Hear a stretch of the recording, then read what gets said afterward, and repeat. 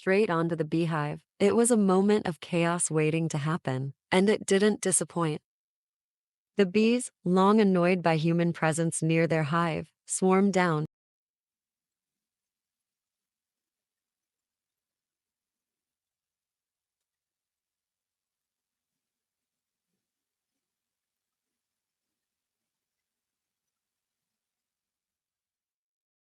It was in the year 2010, a year that turned a normal day into cinema of its kind in our home, one Sunday evening that stands out vividly in my memory.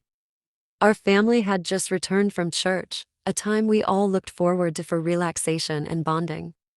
As a 14-year-old, my post-church routine typically involved homework and preparing for the week ahead, but that day, things took an unexpected turn, which meant my homework would have to wait.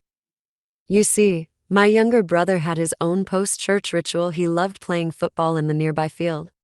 All it took was one call, and he'd come running. However, this particular Sunday, our mom had different plans. She needed me to help her with a task I hadn't anticipated, unbraiding her hair. It turned out she had an important appointment the next day, and since it was market day in our village, she needed to combine her appointment with shopping for the week. Reluctantly, I agreed, with the promise that it would be the only interruption to my evening. Meanwhile, my brother's routine was also disrupted. He was tasked with a seemingly simple chore, picking avocados from a tree. But not just any tree. This was the prized avocado tree in our homestead, known for its exceptional fruit quality. However, it also harbored a beehive that had become quite territorial over time. The tree was guarded by the bees, so as the reason of its exceptional fruit quality. Our homestead was bustling with activity, comprising 3 households. There was my grandmother's home with 6 occupants, including my cousins and grandparents, but this time round my grandfather wasn't around. Then there was my uncle's home nearby, and of course, our own home with my mom, and it happened on this weekend. My dad could not make it home, as it was his custom in us 3 kids, me being the firstborn and the only girl. So, it was time for my brother to venture into the garden to pick the avocados. He took along my younger cousins, who were playing nearby, promising to be quiet and avoid any noise that might disturb the bees. Growing up around these bees, we knew how to handle them.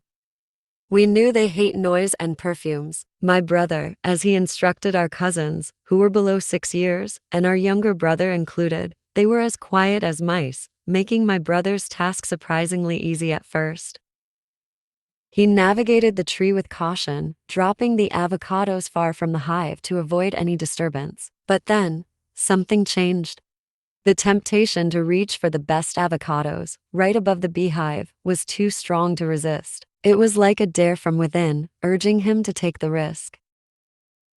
And so, he plucked one of those avocados, but in his nervousness, he dropped it straight onto the beehive. It was a moment of chaos waiting to happen, and it didn't disappoint. The bees, long annoyed by human presence near their hive, swarmed down, targeting the innocent souls sitting beneath the tree, the youngest ones who had no idea of the impending danger. Their cries pierced the peaceful Sunday evening air, alerting my mom to the crisis unfolding. In a flash, she was there, trying to rescue the kids from the wrath of the bees.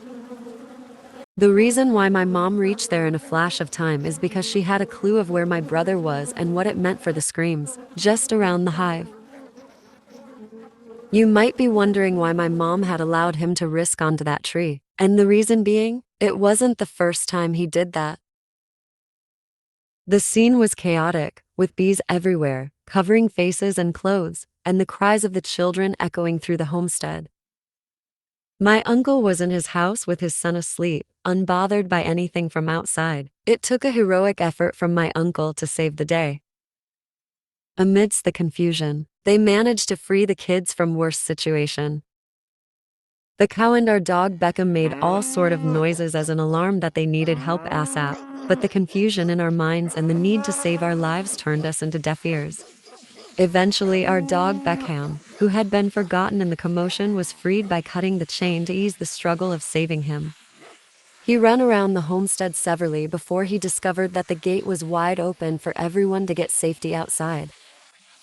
The adults scrambled to get everyone to safety, realizing the gravity of the situation. Some were rushed to the hospital, while others tended to the aftermath of the bee attack. It was a Sunday that turned from peaceful to chaotic in the blink of an eye.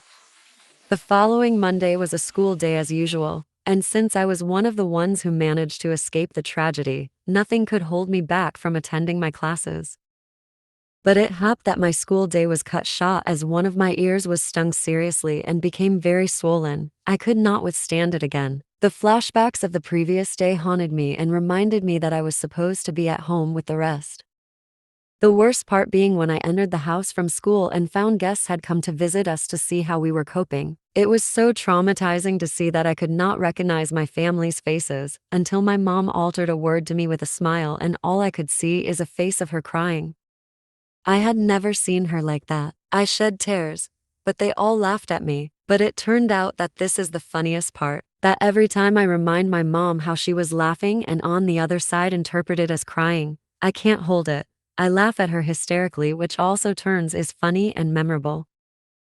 But sadly, Beckham's freedom, on the other hand, led to tragedy, as his chain stuck in the bushes and could not make it, as the bees had done their worst.